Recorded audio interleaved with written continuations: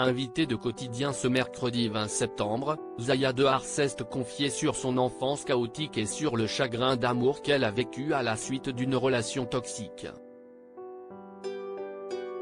Ce mercredi 20 septembre, Liane Barthès présentait un nouveau numéro de Quotidien sur TMC dans lequel il recevait notamment comme invitée, l'actrice Zaya Dehar. La jeune femme de 31 ans, qui a accordé récemment un entretien dans les colonnes de Télé Loisirs, est à l'affiche du nouveau film de Nadir Moknesh intitulé L'air de la mer rend libre. Zaya Dehar incarne Farissa aux côtés de la jeune actrice Kenza Fortas qui interprète le rôle de Hadjira. Le film sortira le 4 octobre prochain.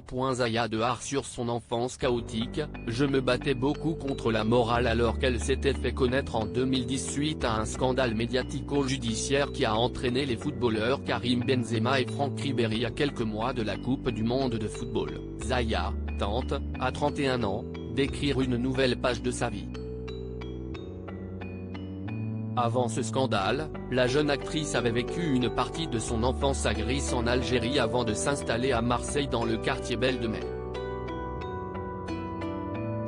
Un endroit qui représente beaucoup pour elle, comme elle l'a exprimé sur le plateau de Quotidien: vous savez, cette petite fille qui était à Gris, qui est là devant vous.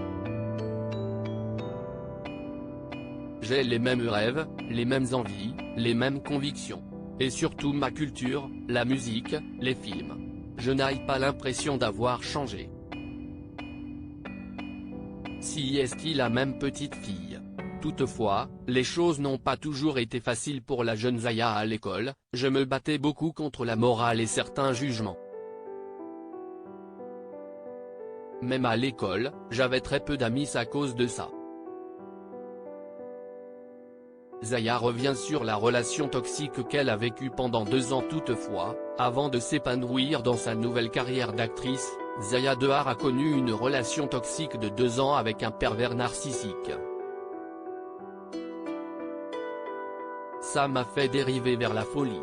Après, je ne pense pas que je pourrais appeler cela un chagrin d'amour.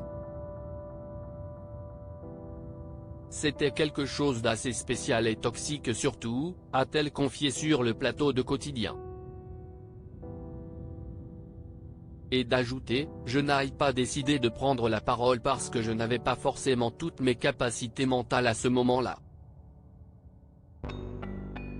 J'étais manipulé et poussé petit à petit à la folie. J'avais une douleur tellement immense que je ne savais plus quoi faire. J'ai même pris le risque de m'afficher comme ça. J'ai juste appelé à l'aide. Et après ça j'ai reçu pas mal de messages de femmes et d'hommes qui ont vécu exactement la même chose que moi. Et ça m'a aidé, ça m'a aussi permis d'y voir plus clair. Mais j'étais extrêmement perdu. Des souvenirs à présent derrière elle.